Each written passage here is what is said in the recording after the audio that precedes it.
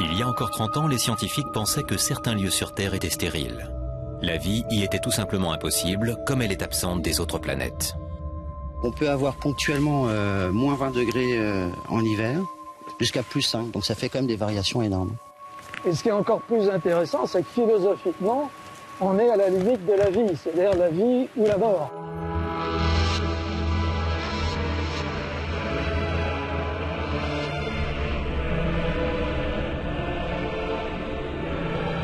Pourtant, certaines créatures, appelées extrémophiles, parviennent à se développer dans des milieux extrêmement hostiles pour la plupart des êtres vivants.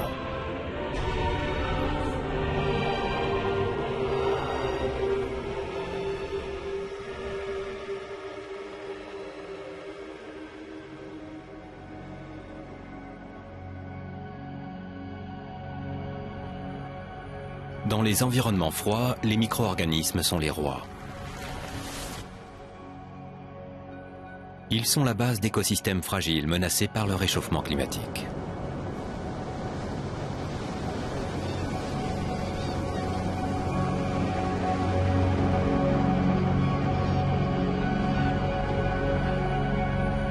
Ces animaux se sont dotés d'équipements étonnants pour survivre à ces milieux instables. Leurs adaptations intéressent particulièrement les scientifiques.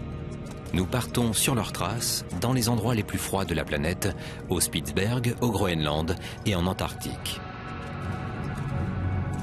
Le Spitzberg est une île de l'archipel du Svalbard, située au-delà du cercle polaire arctique.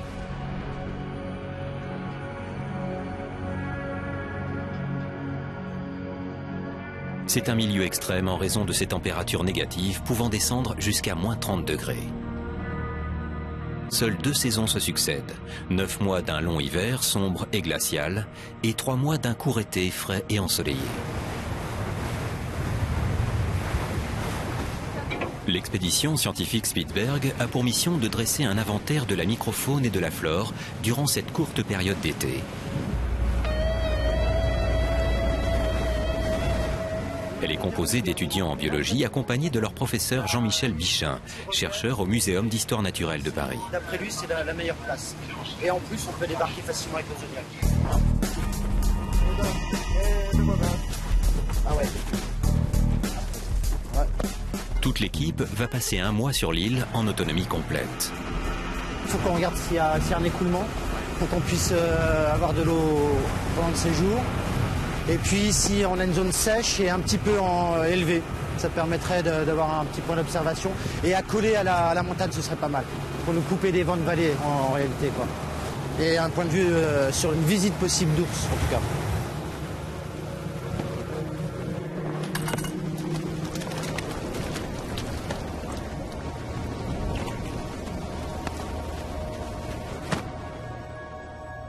Faire un recensement de la biodiversité au Spitzberg nécessite de se confronter à 3 environnements extrêmes: les glaciers, les falaises escarpées et la toundra.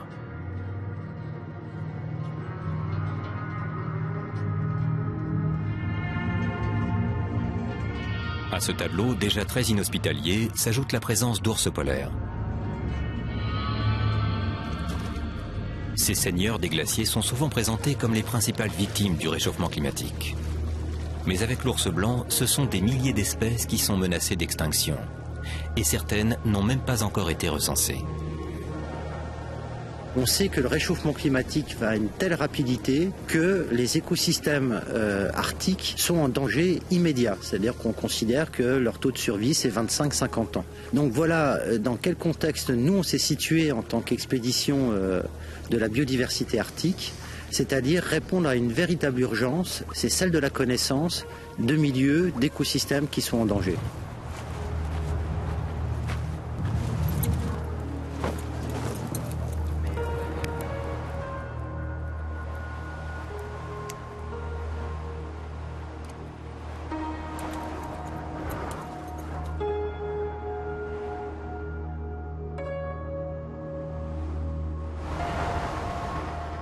Durant la brève saison d'été au Spitzberg, le soleil ne se couche pas et brille toute la journée.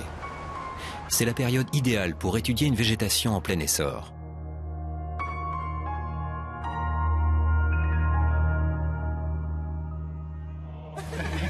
Allez, en route. Pour sa première journée, l'expédition part à la conquête des grandes étendues plates proches du niveau de la mer où se développe la toundra.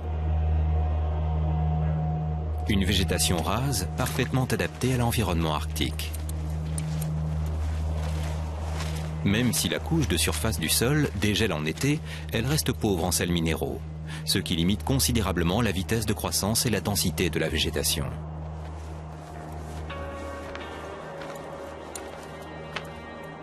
Et dès qu'on a un abri un peu du vent comme ça, où les graines s'accumulent, où les sédiments s'accumulent, on a tout de suite la végétation qui s'y installe.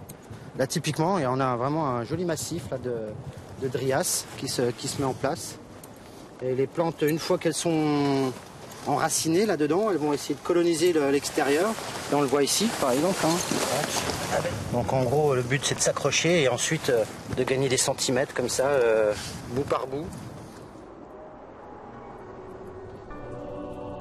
Mais comment ces plantes sont-elles capables de coloniser un terrain froid et complètement nu?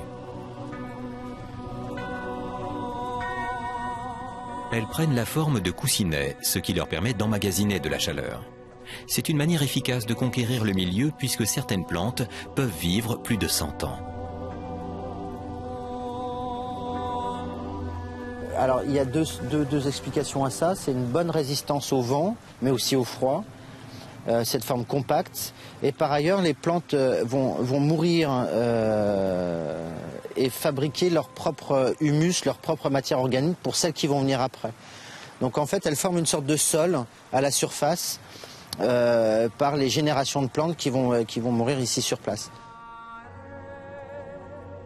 Ces coussinets végétaux servent donc de terreau à d'autres plantes comme la pédiculaire hirsute. Cette plante parfaitement acclimatée fabrique une sorte de duvet pour mieux se protéger du froid. Ses poils sont si serrés qu'ils emprisonnent de l'air et jouent le rôle d'un isolant thermique. Ils font aussi écran aux rayons nocifs du soleil.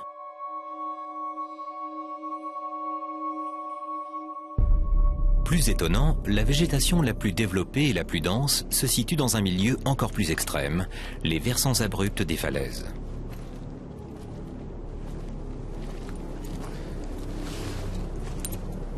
Tiens, regarde là. Tu vois là, juste au pied des piliers là, tu as des zones d'éboulis et entre les zones d'éboulis, au pied des piliers là, tu as vraiment une zone, des plateformes vertes. Je te propose c'est qu'on aille faire un tour là-bas.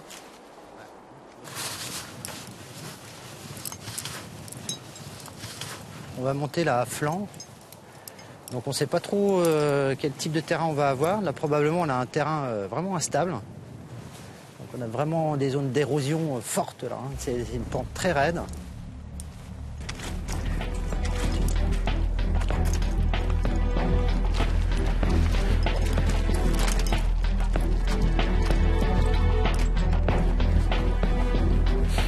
Comme toutes les études sur la biodiversité, pour atteindre les écosystèmes, certains écosystèmes ne sont pas faciles d'accès. C'est aussi ça la récompense, hein, c'est de prendre un certain nombre de risques pour arriver sur des lieux que quelquefois personne n'a observés. Donc cette zone-là, c'est une zone dans l'extrême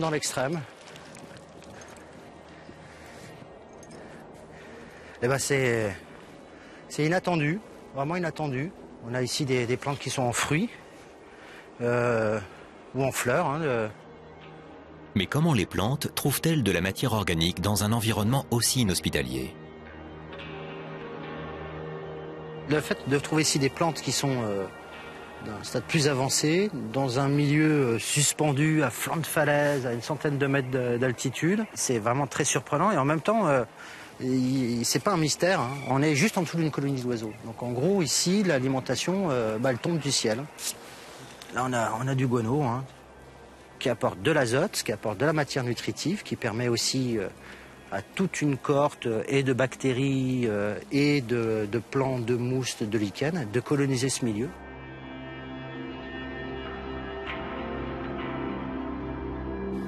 Pour effectuer un recensement complet de la microfaune du Spitzberg, il faudrait pouvoir approcher ces oiseaux migrateurs qui sont porteurs de nombreux parasites. Notamment des tiques qui voyagent bien accrochés au duvet de leur hôte. Ils arrivent de très loin, parfois en provenance des pays chauds pour conquérir le Spitzberg.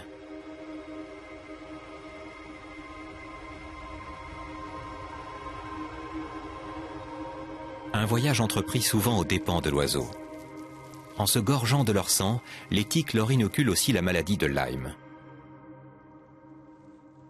Ah, tiens, un goéland boréal. Alors un cadavre qui est pas très vieux et qui provient probablement des grandes colonies qu'on voit en haut de la falaise. Donc il n'y a aucune possibilité qu'on puisse les observer d'aussi près que par les cadavres qu'on trouve sur la grève. Alors, sur certains de ces oiseaux, on peut regarder, c'est ce que je vais essayer de faire. Si on trouve des parasites, donc là-dedans, c'est une vraie couverture thermique pour l'acarien. Non seulement il n'a aucune chance de se décrocher, et par ailleurs, il est bien au chaud. Mais la douce chaleur du duvet ne suffirait pas pour survivre à un si long voyage. Certaines tiques ont développé une résistance exceptionnelle aux écarts de température. Elles peuvent passer de 40 à moins de 30 degrés sans problème. Comment la tique peut-elle résister à ces températures polaires sans que son sang ne gèle? En produisant une substance antigel, le glycérol. Grâce à elle, leurs cellules ne commencent à geler qu'à partir de moins 20 degrés. Il n'est donc pas étonnant de trouver des tiques dans les endroits les plus inhospitaliers de la planète.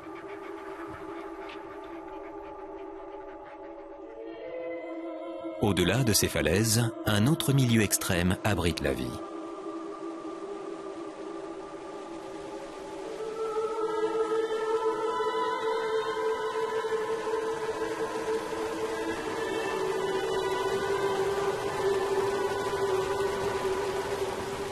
On trouve des lacs d'altitude sur les hauts plateaux du Spitzberg. Leurs eaux sont gelées la plupart de l'année, un milieu hostile pour les organismes vivants. Et là, on a un petit ruissellement qui vient de la vallée qui est derrière. Donc on a plusieurs confluences là en aval. Et il y a pas mal de végétation sur les bords, donc ça peut être assez favorable. J'espère trouver des crustacés. Des petits crustacés qui... Alors, ça va être très difficile à voir. Et de toute façon, ce sera de la microfaune, hein, comme d'habitude.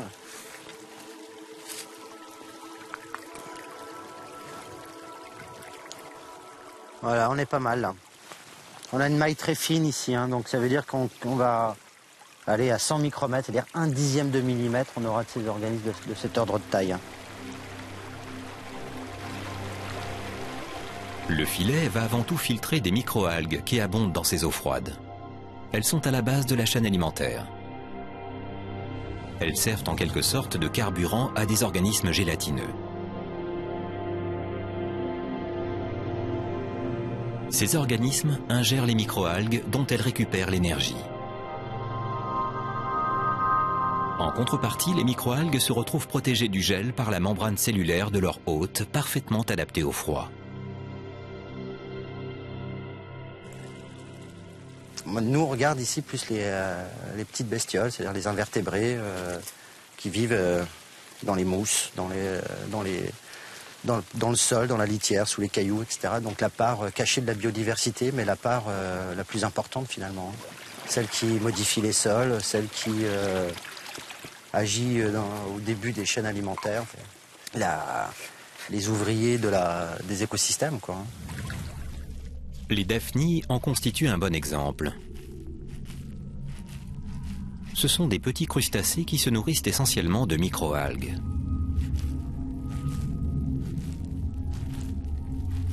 Elles peuvent en filtrer plusieurs milliers par heure. Leur rôle est capital, puisqu'en prélevant des algues, elles les empêchent d'asphyxier le milieu. Les rayons solaires, si rares sur l'année au Spitzberg, pénètrent donc plus facilement les couches profondes du lac et favorisent le développement d'autres organismes comme les copépodes.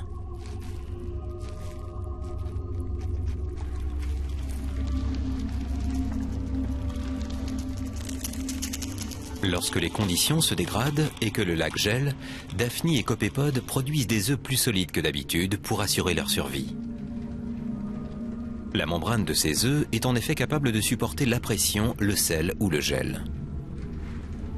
Les œufs vont se décrocher du corps de leur mère pour s'entasser au fond de l'eau et attendre des conditions plus favorables pour éclore. Ah, copépode. Alors là, il y en a un super prélèvement. C'est les premiers crustacés que je vois au Svalbard. en tout cas sur le terrain. Et ça, c'est vraiment merveilleux. Tiens, il y en a encore un. Super. Les espèces qu'on peut qualifier d'extrémophiles sont complètement dépendantes des conditions qui règnent ici. De la glace qui protège pendant l'hiver des conditions, des températures extrêmes, et de l'eau disponible en été qui permet le développement de la vie. Ça veut dire que le moindre changement, et je parle ici des changements globaux tels que réchauffement climatique, amènerait forcément un bouleversement profond dans ces écosystèmes avec la disparition de ces espèces complètement adaptées à ces conditions dites extrêmes.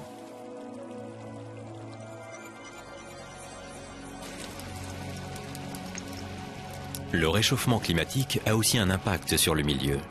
En une quinzaine d'années, les glaciers du Spitzberg ont reculé de plusieurs kilomètres.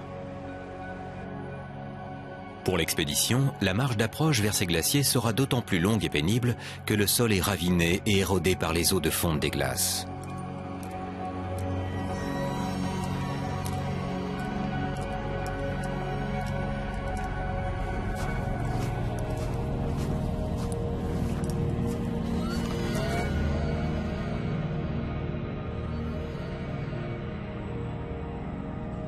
Le front du glacier est un endroit très pauvre en matière organique et il faut être très attentif pour trouver des organismes adaptés à des conditions aussi extrêmes.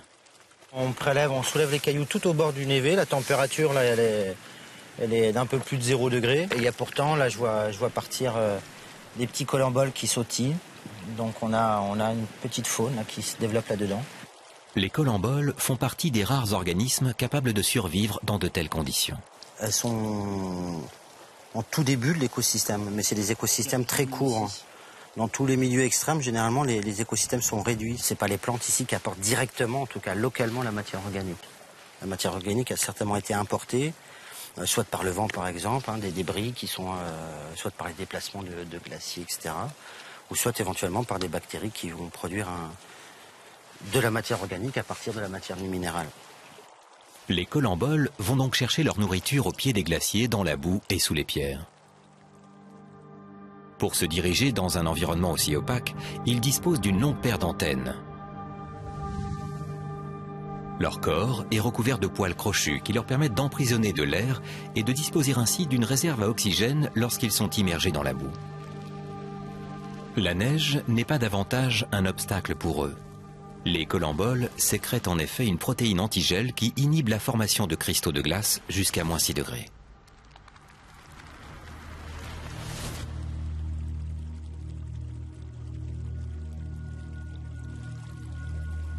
Et puis ces petites bêtes là vont en profiter pour consommer et vont éventuellement être consommées par un ou deux espèces. Alors on a vu des araignées un peu plus bas, alors peut-être qu'il y a des araignées encore à cette altitude, j'en sais rien.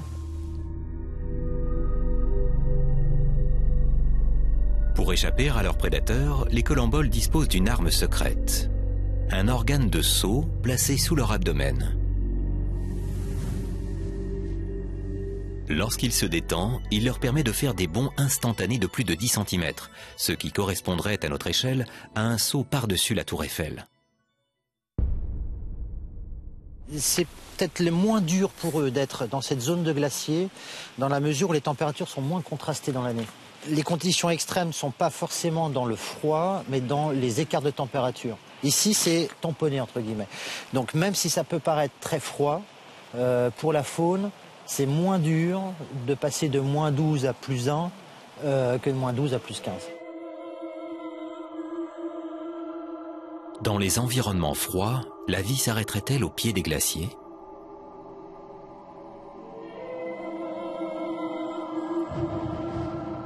Pour le savoir, nous allons nous rendre sur la calotte polaire du Groenland, l'Inland 6. C'est l'un des endroits les plus extrêmes de la planète. Le froid y est constant et la végétation inexistante.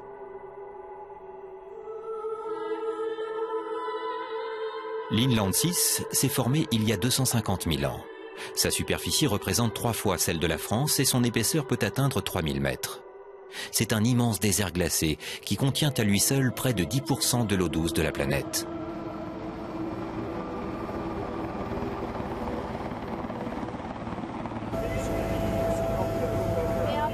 Accompagné de son assistante, Catherine Perrette, le professeur Alain Coutet du Muséum d'Histoire Naturelle de Paris vient étudier les organismes capables de se développer dans cet enfer glacé.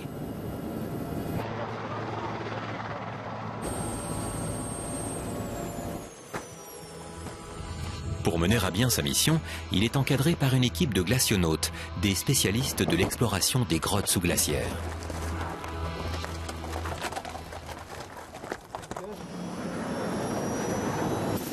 Pendant une dizaine de jours, les membres de l'expédition seront totalement livrés à eux-mêmes.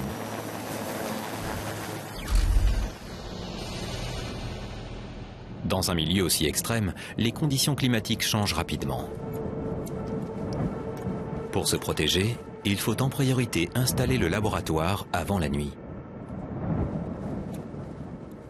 Écoute, rien de cassé, il y a de la lumière, c'est impeccable. Eh bien, tout est prêt pour travailler, mais quelle galère! C'est un travail d'enfer d'amener tout ça, un exploit.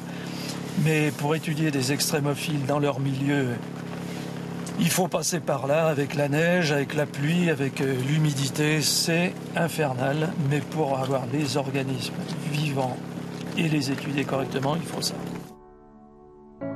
L'équipe va pouvoir profiter de sa première nuit sur la glace pour se reposer et assister au spectacle envoûtant des aurores boréales.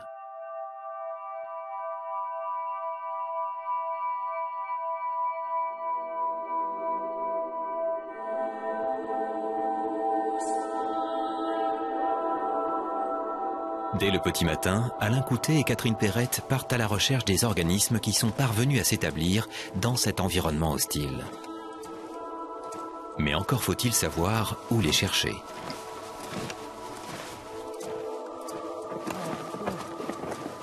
Voilà un très beau trou de cryoconite. Donc on a toujours pensé que sur les glaciers il n'y avait pas de vie. Mais en fait c'est faux. Il y en a partout. Seulement c'est dans des tout petits trous et les organismes qui vivent ici sont des organismes microscopiques. Ces trous s'appellent les trous de cryoconite, ça veut dire conite poussière, cryo du froid.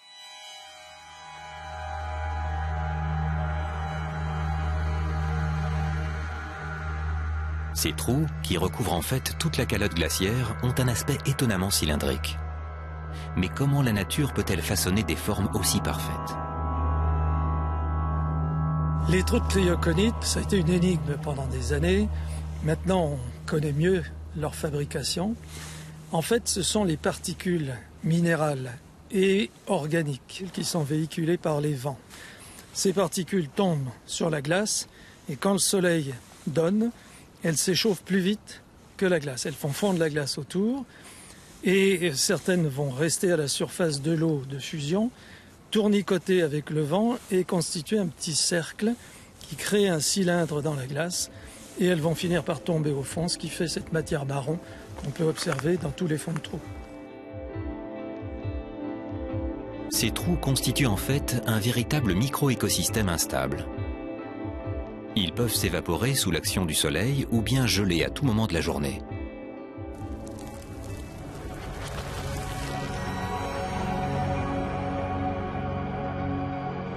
Dans cet environnement précaire, la vie a pourtant réussi à se développer.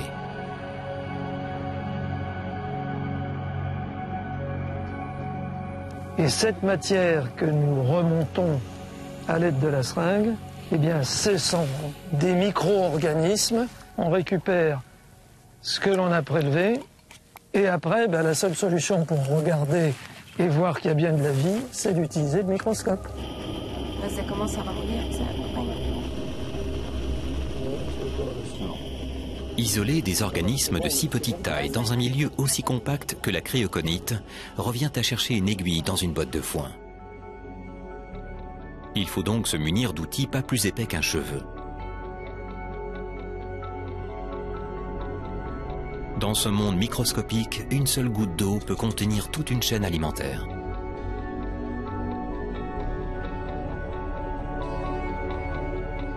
La cryoconite est constituée essentiellement de milliers de minéraux et de microalgues.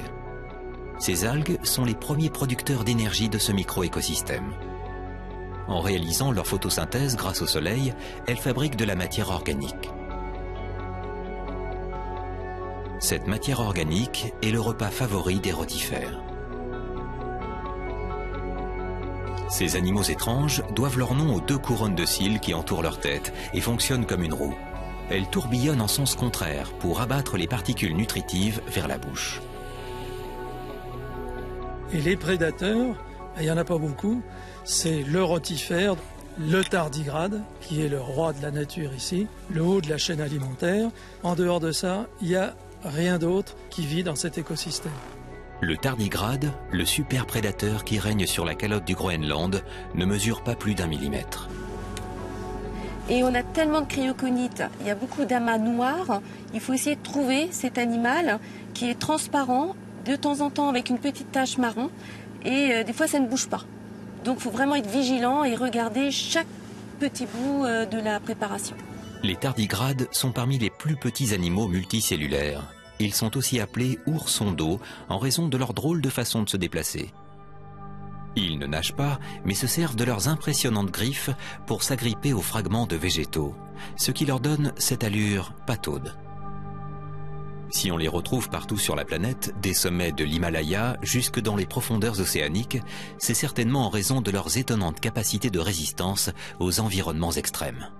C'est un animal qui arrive à résister au froid en s'endormant, comme à la manière d'un ours, et il se réveille quand les conditions redeviennent bonnes. Donc quand un trou de cryoconite gèle, lui, il va être pris dans la glace et ça ne le tue pas. Quand la glace va fondre, il se réveille. Et on pense que cette capacité à conserver la vie est due à une substance, un sucre qui s'appelle le tréhalose. Et ce sucre, on pense aussi qu'il le tire des algues microscopiques qui, elles, sont capables de le fabriquer. Ce sucre se diffuse dans le corps de l'animal et agit comme une sorte d'antigel. Il protège ainsi les membranes de ses cellules contre les morsures du froid.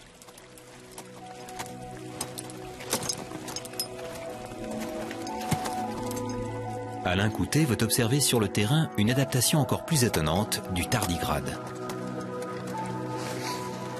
Là, ça m'a l'air pas mal. Tu vois les couches différentes de couleurs. Oui. Il y a des écoulements, si on peut prélever dans cette zone-là, mais alors il faut trouver un endroit facile. Bah écoute, je pense qu'on va remonter plus haut et je pense qu'il n'y a aucun problème pour équiper, puisqu'on a une bonne paroi et le dessus, on va le mettre, voilà, ça doit être impeccable pour ça. Un des objectifs qu'on mène, c'est de descendre dans les puits pour accéder à des glaces très anciennes. C'est-à-dire que la glace se fait par accumulation de la neige. Tous les ans, il y a 2 mètres de neige qui se compactent et qui font des couches et qui piègent les animaux et les algues qui sont à la surface. En descendant profond, on accède à des siècles lointains de nous, donc 4 siècles, 5 siècles, 6 siècles. Et dans certaines couches comme ça, on peut peut-être sortir des tardigrades qui ont 5 siècles. Si on est capable de si on peut les remettre en vie, c'est une expérimentation qu'on ne peut pas mener en laboratoire.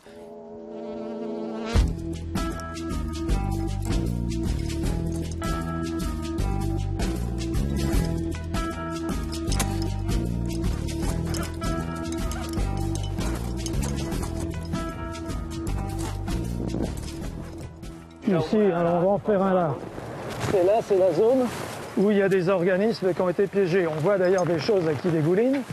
On va aller en profondeur, enlever la partie superficielle et récupérer, si possible, des organismes piégés. Ces images, obtenues en microscopie électronique, sont exceptionnelles. Elles témoignent des étonnantes facultés d'adaptation du tardigrade. Lorsqu'il est piégé par la glace, le tardigrade est capable de mettre ses fonctions vitales sur pause. L'animal expulse toute l'eau de son corps. Il se ratatine et limite son activité au strict minimum. Il peut rester dans cet état des centaines d'années jusqu'à ce que les conditions redeviennent favorables. Les moulins de glace sont la seule voie d'accès à des tardigrades piégés dans des glaces datant de plus de 5 siècles. Ces gouffres impressionnants, qui peuvent atteindre plus de 100 mètres de profondeur, sont creusés par les eaux de fonte. Lorsque la température descend, l'eau gèle et les parois durcissent. Les puits de glace deviennent alors praticables. Le glacionaute Serge Aviotte est déjà descendu jusqu'à moins 173 mètres dans l'un de ces puits. Il détient d'ailleurs le record du monde. Lorsque la température remonte, l'eau ruisselle sur les parois qui redeviennent impraticables. C'est pourquoi Serge Aviotte surveille en permanence l'évolution de la situation. Sa descente, pour amener un carottage de glace vieille de plusieurs siècles, est un véritable voyage dans le temps.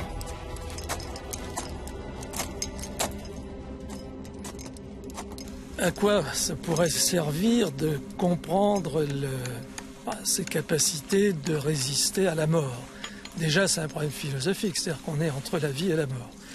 Bon, si on arrive à comprendre comment le tardigrade résiste à ces conditions de déshydratation et de mort apparente, on pourrait peut-être appliquer à l'homme, enfin ça c'est un peu du rêve, des conditions analogues, des substances qu'on pourrait se faire injecter, etc., qui nous conserveraient en vie face à des situations extrêmes. Donc ça serait évidemment un peu du rêve. Mais c'est des choses qu'il faut quand même étudier parce que même c'est une question purement scientifique.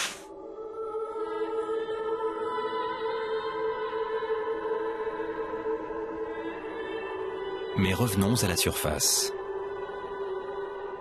Il n'est pas rare d'apercevoir sur la calotte d'étranges traînées rouges. Ces taches sont une nouvelle occasion pour Alain Coutet d'observer des organismes extrémophiles.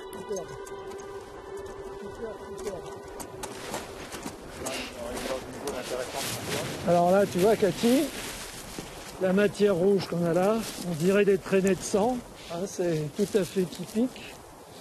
Et ce sont des algues microscopiques qui ont une adaptation au froid.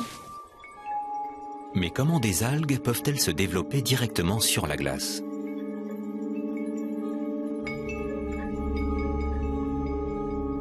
Alors tu vois, là, les boules rouges qu'on a là, ce sont en fait des algues vertes. C'est surprenant, c'est rouge et normalement elles sont vertes. Mais en réalité, elles fabriquent une substance pour se protéger des mauvaises conditions.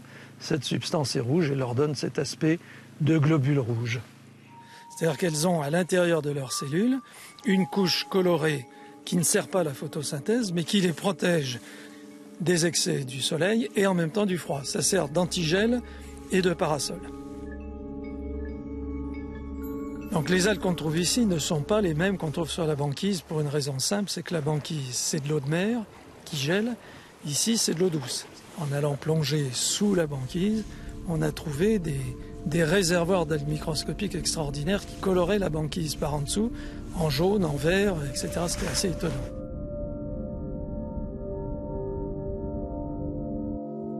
De l'autre côté de la planète, en Antarctique, la chaîne alimentaire commence sous la banquise. Les algues extrémophiles servent en fait de nourriture aux krill.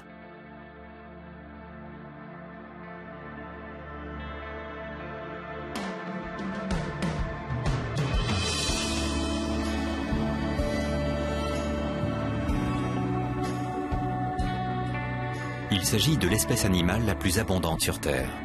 En été, ces sortes de crevettes se rassemblent en grands groupes qui peuvent couvrir une surface de 500 km² et peser 2 millions de tonnes.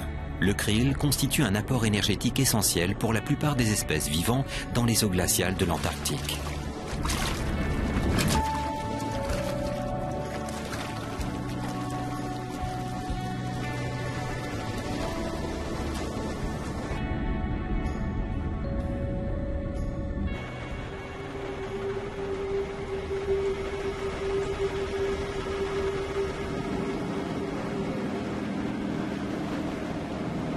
On descend à 125 mètres, 1, 2, 5. La mission scientifique ICOTA étudie cette chaîne alimentaire des eaux froides de l'Antarctique. C'est bon, on ira jusqu'à 200 mètres seulement. Elle est dirigée par Philippe Couby, professeur au laboratoire d'océanographie de Villefranche-sur-Mer. Si le krill est surabondant, c'est en raison de l'extraordinaire prolifération de plancton végétal dans ces eaux froides. Alors là, c'est très chargé en phytoplancton ici, c'est vraiment la purée. Pour avoir une richesse en plancton, il faut plusieurs conditions. La première condition, c'est tout ce qui est favorable au développement du phytoplancton, le plancton végétal. Et bien, comme les plantes, il faut de la lumière, et ça, on est très riche en lumière en période d'été au niveau des zones polaires. Et ensuite, il faut des sels nutritifs.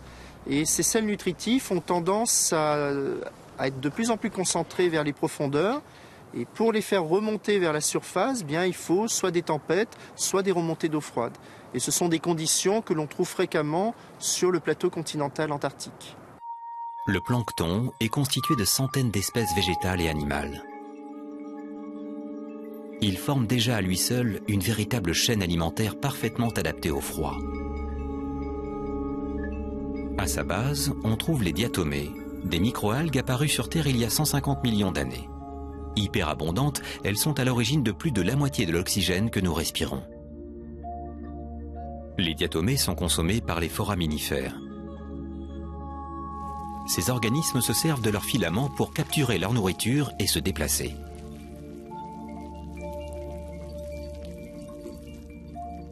Les diatomées et les foraminifères sont d'une constitution très simple, une seule cellule et une coquille. Ces coquilles microscopiques, faites de silice ou de calcaire, sont de véritables chefs-d'œuvre d'architecture.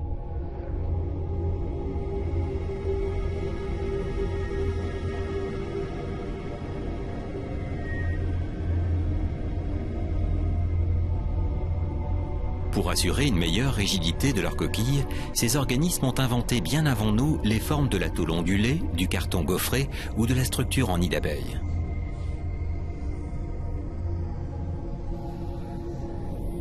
Diatomées et foraminifères servent à leur tour de nourriture au plancton animal.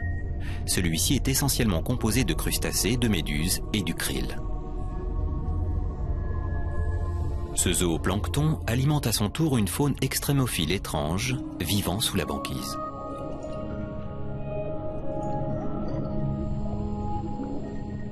Mais comment ces organismes parviennent-ils à survivre dans des eaux à moins de 2 degrés ? L'adaptation au froid en milieu polaire se fait de 2 manières suivant les organismes. Une première possibilité, c'est d'augmenter sa quantité intérieure en sel. Donc le fait de rajouter du sel dans le corps, eh bien, fait que le point de congélation est plus intéressant pour ces organismes. L'autre possibilité, c'est de rajouter des petites molécules organiques, comme du sucre, du glucose par exemple, ou d'autres petites molécules qui permettent également de ne pas craindre la congélation à partir de 0 degré. C'est le poisson des glaces qui a poussé le plus loin les mécanismes d'adaptation au froid. Philippe Couby se rend à la base scientifique française Dumont d'Urville pour utiliser le ROV, un robot sous-marin téléguidé capable de descendre à plus de 100 mètres de fond, là où vit ce champion de la survie en eau froide.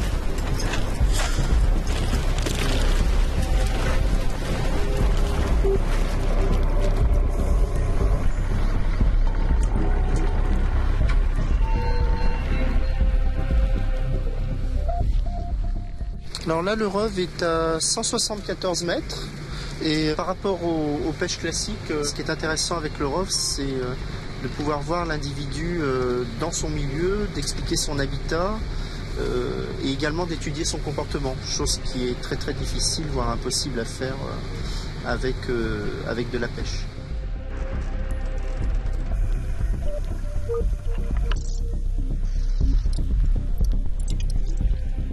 Et là on voit typiquement le genre de comportement de ces poissons. Ce sont des poissons qui sont plutôt en attente sur le fond. Et voilà, là il est un petit peu dérangé, donc il se déplace. Et ils sont à l'affût. Pour dépenser le moins d'énergie possible dans les eaux froides, il s'installe dans les courants riches en plancton et n'a plus qu'à attendre sa nourriture, bouche grande ouverte. Le poisson des glaces filtre aussi en permanence l'oxygène contenu dans l'eau, car il est le seul vertébré de la planète à être dépourvu d'hémoglobine. L'hémoglobine est le pigment qui teinte le sang en rouge. Elle assure le transport de l'oxygène à travers le corps.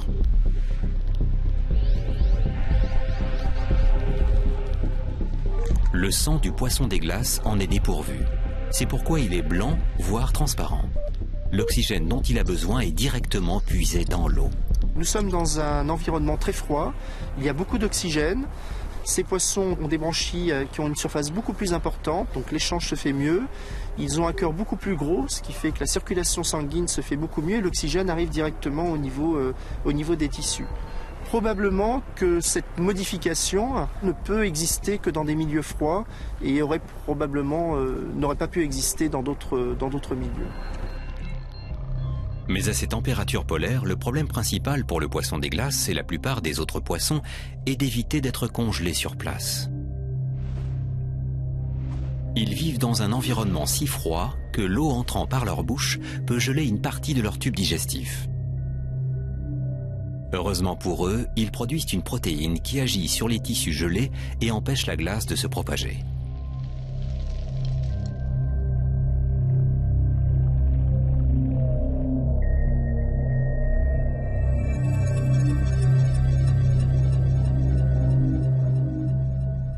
Alors, quels que soient les poissons et les organismes que nous observons, beaucoup de ces organismes sont appelés sténothermes. C'est un terme qui veut dire que la capacité d'adaptation de l'espèce par rapport à la différence entre la température maximale et minimale ne peut jamais dépasser plus de 4 à 6 degrés. Et on sait très bien dans les études en physiologie et en biochimie qu'une légère augmentation de température peut avoir des effets catastrophiques sur la survie de certaines espèces, notamment ces espèces-là. La communauté scientifique s'accorde sur le réchauffement global de la planète. Et ce réchauffement est d'autant plus marquant au pôle. On sait que sur 1 degré de réchauffement sur l'ensemble de la planète, c'est 2 degrés d'augmentation au niveau des pôles.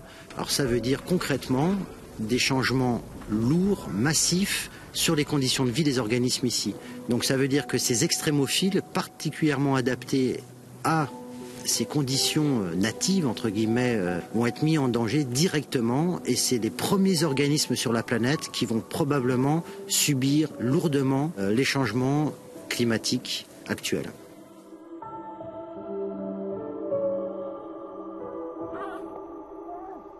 Il a fallu des millions d'années à ces micro-organismes pour s'adapter et conquérir les milieux froids. Il faudra peut-être moins de 50 ans pour que la majeure partie d'entre eux disparaissent et qu'avec eux s'éteignent des écosystèmes complets.